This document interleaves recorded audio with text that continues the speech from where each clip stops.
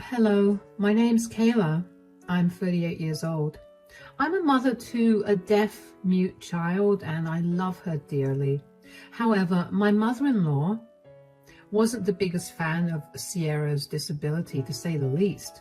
And she did the worst thing at my daughter's birthday a few months ago, and I want to share that incident with you.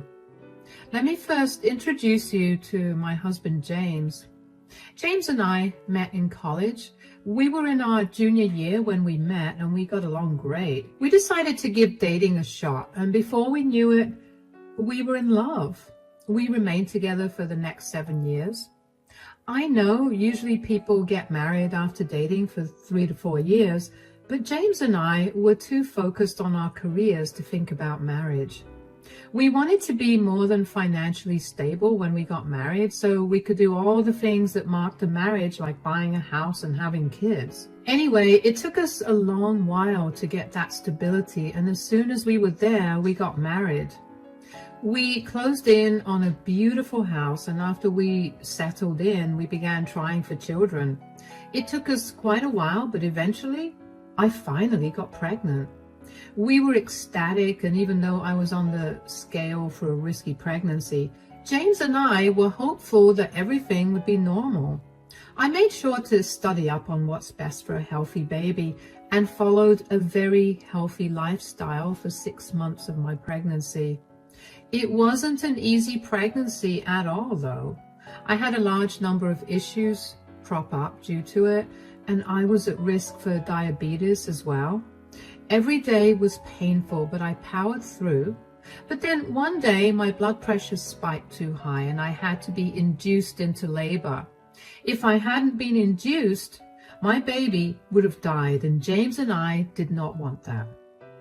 However, things only went further sideways, so I was rushed into the operation room for an emergency C-section. I lost a lot of blood that day, almost died, but thankfully the doctors and nurses worked really hard to stabilize me. Since my daughter was born very prematurely, she had to be put in the NICU until she was healthy enough. Let me tell you, those were the hardest 3 months of my life. I cannot even begin to tell you how much of a nightmare it was to wake up every day wanting to hear the sound of my baby, but only waking up to a silent house. Thankfully, my daughter made it, and she was a healthy baby. The doctor told me that my daughter Sierra was showing some abnormalities, and after a few tests, they determined that Sierra was going to be deaf and mute. Her ears and vocal muscles didn't have enough time to develop properly, but the doctor told me that they could still conduct tests every few months to see if she could get an implant to hear. Truthfully, I didn't care about that at the time. I was just overjoyed that my baby was healthy and alive. It took a while for James and I to recognize signs of distress and such in Sierra, but we did it. Caring for a deaf and mute baby was something I was not prepared for at all, but I loved my child so fiercely that I knew that I'd do whatever it took to raise her right. Anyway, James and I took 2 months to ourselves and didn't let our families meet Sierra. We wanted to spend as much time as we could just bonding with Sierra before we'd be swarmed by the rest of our families. When we finally let our families meet Sierra, the last person to meet her was my mother-in-law, Celine. James and I had a complicated relationship with Celine, to say the least. She always had to have her way with things, and if she didn't get it, she'd force her way to it. James is the youngest of 4 brothers, so he watched his mother raise all of them by herself. And he had a lot of respect for her.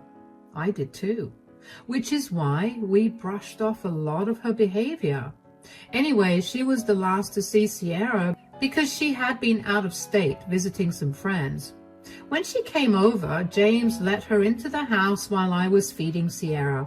I was upstairs, but I could hear their conversation perfectly. "Hi, Mom, come in. How you doing?" "I'm really happy. I finally get to see my grandchild." "I'm glad that you're happy. Sit in the living room. Kayla's feeding Sierra, and she'll bring her down in a minute." Why did you guys even make me wait so long to meet my granddaughter? We just wanted some time to bond with the family, especially since, Sierra was born prematurely. You should have at least let me see her at the hospital. We didn't want to risk anything. Kayla was a mess and she was in no mood to socialize or be around anybody else. The way you let that wife of yours behave will make her feel like she's the Queen of Sheba. Please don't be rude now. Kayla's been through enough. Yeah. Anything else I need to know before the Queen arrives? Also, since Sierra was born prematurely, her body didn't get time to develop fully. Oh no, is she okay? I feel like this is something you should have informed everybody about immediately. Mom, we were going through something really scary and informing people about things was the last thing on our minds. But no need to worry too much. Sierra is a healthy baby. She just didn't get to develop her ears properly, so she's deaf. And the muscles that would usually help her speak are also underdeveloped, so she won't be able to speak. So she's deaf and dumb? Yeah, but you shouldn't call her dumb. She's mute. And you found this out right now, while she's still a baby? Yeah. Come on. You don't seriously believe that. The doctors just said all of that to get money out of you. Mom, please keep your opinions to yourself. Like I said, Kayla's been through a lot and she doesn't want to hear your opinions. Be nice to her today and just be grateful that you get to see Sierra. Fine. But don't expect me to remain silent about this for too long. Hi, Celine. Look who's here. Oh, there's my granddaughter. She's so cute. I heard everything that Celine had said, and let me tell you, I was not happy about it. She sounded so entitled and weird about Sierra's disability. I couldn't help but feel like she was going to be difficult to deal with in the future, and I was right. Over the next 3 years, Celine was an absolute pain. She wouldn't stop giving me her insights and opinions about Sierra's disability. She never insisted I did anything, and if I got even a little defensive, she'd tell me not to overreact because she was just giving me her opinions. Whenever I would tell James about it, he'd look defeated and tell me that Celine's behavior was her nature. He'd tell me that she was a traditional woman, so explaining these things to her was not going to change the way that she behaved because she would not accept the explanations. I get being a traditional person, but being traditional doesn't have to mean being ableist. Anyway, I would still bring Sierra around to spend time with Celine because not doing that would become a nightmare for James and me. One particular day, I was supposed to go over to Celine's place with Sierra after a doctor's visit. I ended up running a little late, and when I got there, Celine was standing at the front door looking irritated. Where were you guys? We're sorry we're late. We were at the doctor's. Doctor's? Is one of you sick? No, Sierra just had a checkup. Her doctor put her on some medication to see if she'd be able to strengthen her muscles that are used to talk. He was also checking on her ears to see if there was any way for her to get an implant. I thought I told you that this was all nonsense. Excuse me? Oh, so James didn't tell you. Look, Sierra is still a baby. There's no way a doctor is able to figure out that she's deaf and dumb just by looking at her. Give her body some time to develop and then you'll see that you're worrying about nothing. Well, medicine has improved enough for doctors to be able to determine deafness in infancy itself. Sierra is very much deaf, and no amount of time is going to change that.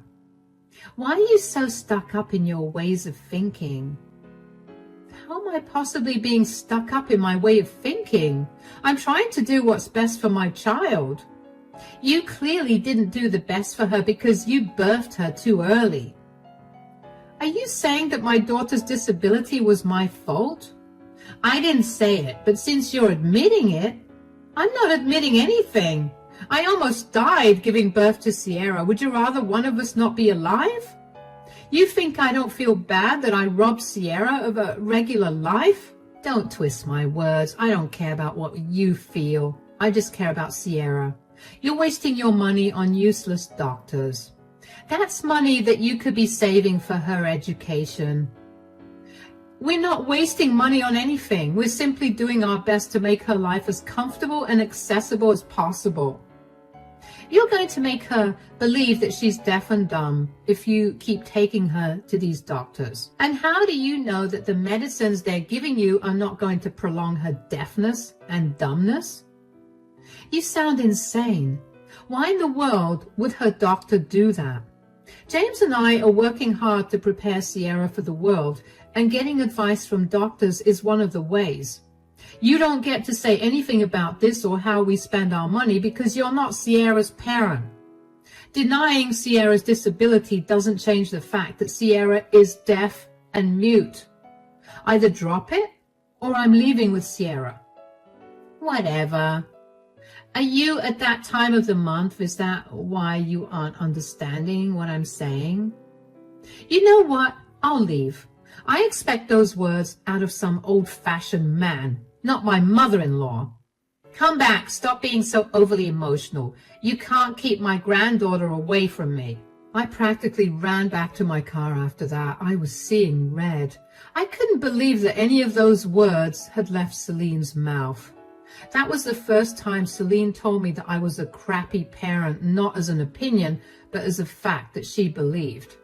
Her blaming me for Sierra's disability made my heart hurt like crazy. I felt that guilt every single day, and her telling me that with a smirk on her face made me want to yell at her with every fiber in my body. I tried to calm myself on the way back home. I knew that I needed to get James to talk to his mother whether he liked it or not. If he didn't do it, I'd take matters into my own hands and he'd have to deal with it. When I got back home, James was in the kitchen preparing dinner. I sat Sierra down in the living room in her playpen and went over to him. Hi, honey. I thought you were spending the day with my mom. Yeah, I was supposed to, but I simply couldn't. Why? Did something happen? Yeah. Your mother kept insisting that Sierra was not deaf and unable to speak. Oh, no. She told me that by visiting so many doctors, we'd actually confirmed Sierra's disability. And there was something else. Also, oh yeah, she told me that we were wasting our money on doctors who were giving us medicines that were making our daughter deaf and dumb. What did you say to her? I told her that she had no right to tell us what we did with our money, and that just because she denied Sierra's disability didn't mean it didn't exist. That's good. Is that all you have to say? Your mother insulted us and our daughter, and all you have to say is, that's good? I don't know what you want me to say. You can't be serious. Do you want me to call my mother and tell her that she's wrong? You know my mother, and you know that that call will not go over well.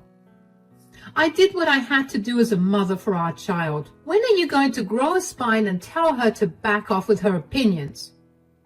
Kayla, you know how my mother is. This again? Why are you always defending your ableist mother? She's constantly been giving her unnecessary input against Sierra's disability. Sure, Sierra can't understand what Celine is saying right now, but she will eventually. I know that. I feel like I'm stuck between a rock and a hard place. On one hand, I'm beyond hurt that my mother would say such things about our daughter. On the other, she's my mother. I cannot be rude to her. How are you letting her get away with being rude to me and Sierra? Did you know that she blames me for Sierra's disability? What? Did she tell you that? Not directly, but she implied it. You need to stop siding with your mom. I do not want Sierra growing up around her. Look, my mom is just very old-fashioned. I told you that she and my dad had a very toxic and traditional marriage. Bearing and raising children is all she ever did. So I guess she's overprotective of Sierra for that reason. Being overprotective and ableist are two entirely different things. I know. I'll talk to my mom, but if she doesn't listen, there's nothing much I can do. You may not be able to do much, but I will. I will make sure she doesn't get to visit Sierra at all. I do not want my child to grow up with a complex because her grandmother made her feel differently about her disability. I don't think that will work in the long run. I will make sure that it does. Just remember that you could either nip this in the bud or Sierra is going to grow up into a very insecure, unstable person. We both only want what's best for her, right? Then do the right thing. I knew where James was coming from. Don't get me wrong. I loved my husband more than anyone else on this planet, but I also wanted him to grow a spine and tell his mother what she was saying was wrong. I knew that he revered his mother. The man watched his dad verbally and emotionally abuse his mother and leave her to take care of all their kids while he sat in front of the TV and drank his many packs of beer. I also appreciated everything Celine did to raise 4 great guys, but that did not excuse how she was so crass with Sierra. James stayed true to his word and spoke to his mother about her language, and she took his word seriously. I knew that was going to happen because she valued her kids way too much, so unless one of them spoke up, she was never going to listen to anyone else. But she only changed her behavior for a few weeks before she reverted to her ableist ideals. She kept telling me that Sierra was not deaf or mute, and she would pressure Sierra to talk every time we left alone with Sierra for just a minute. Sierra always felt so distressed around Celine, so I began to make sure that she was never left alone for even a second with Celine. James would keep talking to Celine about her behavior, and she would change only for a short while before reverting to her usual self. James never had the heart to let go of his mother, and even though I had an issue with it, I kept silent. I resorted to protecting my daughter in every way possible. This went on for years, and then when Sierra turned 10 years old, we decided to throw a big party for her. We invited family and all of Sierra's friends from school, and we held it in the late afternoon. Since the family was involved, we had to invite Celine. Thankfully, Celine was very well behaved during the party. She had James communicate with Sierra using sign language for a while, and from what I could see, Sierra seemed happy. After the party ended and everyone left, James went out to get our last present for Sierra. During that time, Sierra and I sat down to open all the presents she got. She got a lot of lovely presents, and she looked like she was over the moon until we opened Celine's present. It was the most garish set of earphones I've ever seen, with an attached mic piece along with the book titled How to Improve Your Hearing for Dummies. Sierra immediately began crying, and I was beyond mad.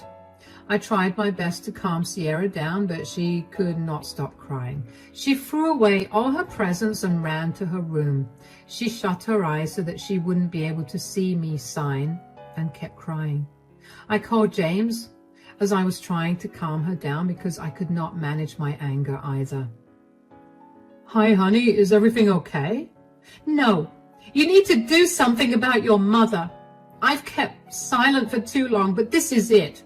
You need to do something. What are you talking about? What did she do? Do you know what she gifted Sierra? She gave her a pair of headphones and a book titled How to Improve Your Hearing for Dummies. What? Sierra won't stop crying, and she feels really bad. You know how long it took for her to come to terms with her being different from everyone else. This is beyond disgusting on your mother's part. I agree. I can't believe she would do such a thing. Really? Because she's constantly been tormenting Sierra, and every time I tried to stand up for her, you'd come in and tell me that your mother was too stuck in her ways to realize what she was doing wrong. I know. I'm so sorry for that. I should have nipped her behavior in the bud. I can't even get Sierra to calm down, James. It's like no matter what I try to say, it's not getting through to her. She's just sitting in her room with her eyes shut, crying. I'm so sorry. You know what? I'll be home soon. I'll call Mom with you sitting next to me, and I'll give her a piece of my mind. Yeah, but before that, we need to calm Sierra down. I knew my mom was a little mean, but this goes beyond anything I could have ever imagined coming from her. Honestly, I didn't expect this from her too. I should have known there was something wrong with the way she was so well behaved during the party. I promise I'll make this right for Sierra and for us. What are you even going to say to your mom? You know she will only listen to you for a few weeks at best. Eventually, she'll go right back to bullying Sierra. I know. I have an idea of what I want to do. In all honesty, I should have done this from the start, but I'm going to hit her right where it hurts. Nobody makes my baby girl cry like that and gets away with it. I'll apologize to Sierra for the rest of my life for putting her through this. Okay, I'll do my best to calm her down. How long will you take to get back? I'm already sitting in the car, so I should be home in 10. All right, I'll see you soon. Drive safe. Yeah, I'll be there soon. Bye. I never mentioned it before, but Sierra did end up growing up with a complex about her disability. No matter how much I tried to shield her, Celine still managed to have an impact on her. Not a lot, but enough to frustrate her further. Sierra struggled to cope with her classes and simply couldn't understand why she was not like everybody else. When she was 5 years old, she'd have meltdowns every so often about it, and it would break my heart to see her that way. It took James and me a lot of time and love to get her to understand her disability and to make her feel comfortable with herself. What Celine did with her gift was bring all that hard work crumbling down. James came back home in less than 10 minutes, and he practically flew through the door. Sierra had calmed down significantly, but she was still crying and hiccuping. James gently nudged her to sit up and got her to open her eyes. He too was crying, and he kept apologizing to her. Seeing her dad crying alarmed Sierra enough to get her to stop crying and tell her dad that she forgave him. The three of us then spoke about Celine's gift and how what her grandmother thinks of her disability was not a reflection of it at all. We shared a hug, and even though Sierra was still feeling down, I knew that she would be fine with some time. And then James showed her the gift he'd gone to the store to buy, the doll that she had been wanting for a long while. That cheered her up significantly, and I was glad about that. We had dinner together, and after we tucked her up in bed, James called Celine. I sat next to him and listened to the call. Hello? Hi, Mom. Are you home right now? Of course. Why? Okay, I needed to talk to you about something. Yeah? What is it? So we just opened all of Sierra's presents. Did she like my present? Are you kidding? What? I thought it would be nice. She'll finally be able to take some proper advice instead of you and Kayla constantly coddling her. You guys keep reinforcing her being deaf and dumb. That's why she can't make any improvements.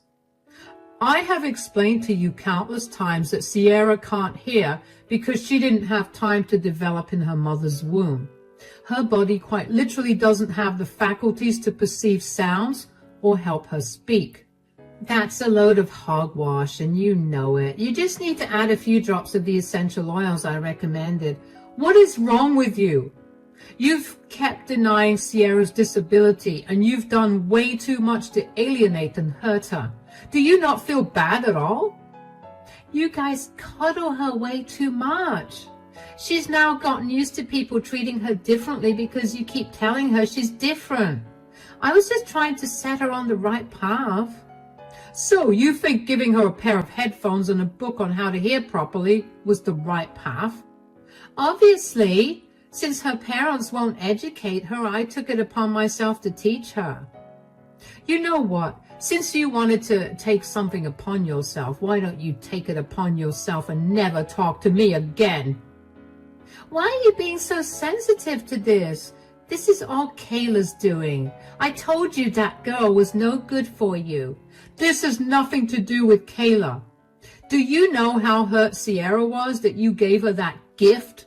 She cried for so long and refused to talk to us at all for an even longer time. So? Kids are strong. She'll get over it. You guys made her too sensitive, and now she can't take the fact that she's not as special as you guys have made her out to be. What is wrong with you? Why are you so heartless? You know, I ignored everything you've said and done to Kayla and Sierra for so long because I thought you were just too traditional and set in your ways. That was a huge mistake because clearly you're just a monster. James, that is no way for you to speak to your mother. And giving crappy gifts to my daughter is no way to behave as a grandmother. I don't want anything to do with you anymore. Don't ever come back. I want you out of mine and my family's lives. If you ever try to come close to us, I will call the police on you. Are you serious? You can't seriously be overreacting over one gift that was supposed to be for your benefit.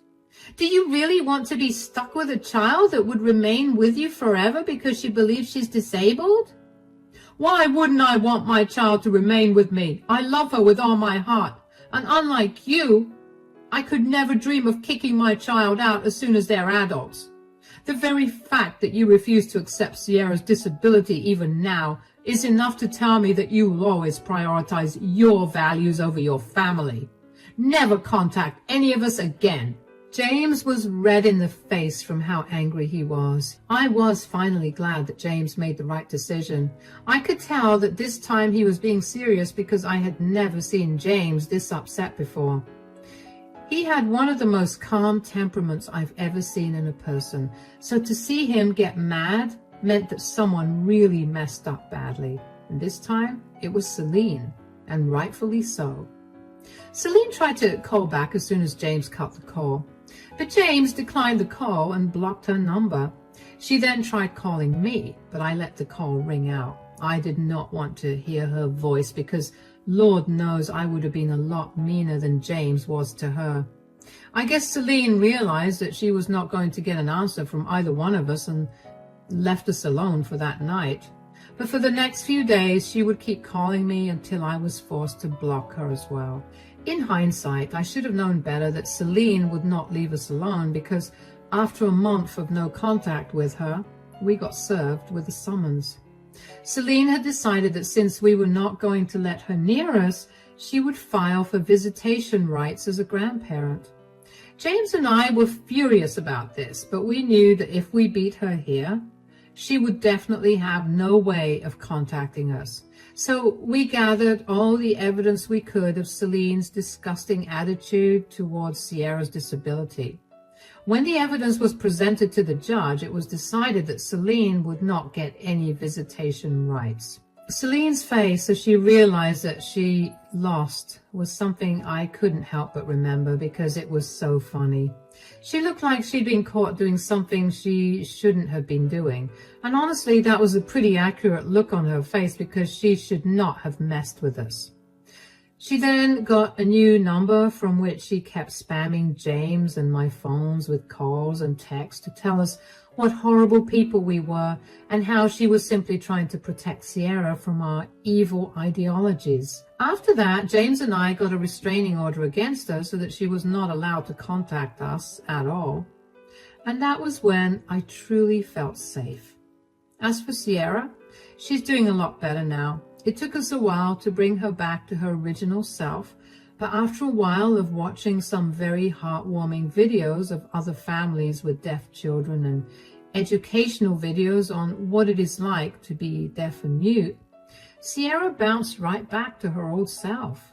She's proud of who she is, and she's quickly forgotten about Celine as well. James and I are equally proud of Sierra, and we're definitely going to be a lot more careful about who we let our daughter be around. Thank you so much for sticking through and listening to my story. Remember to be kind to everyone, regardless of what they look like.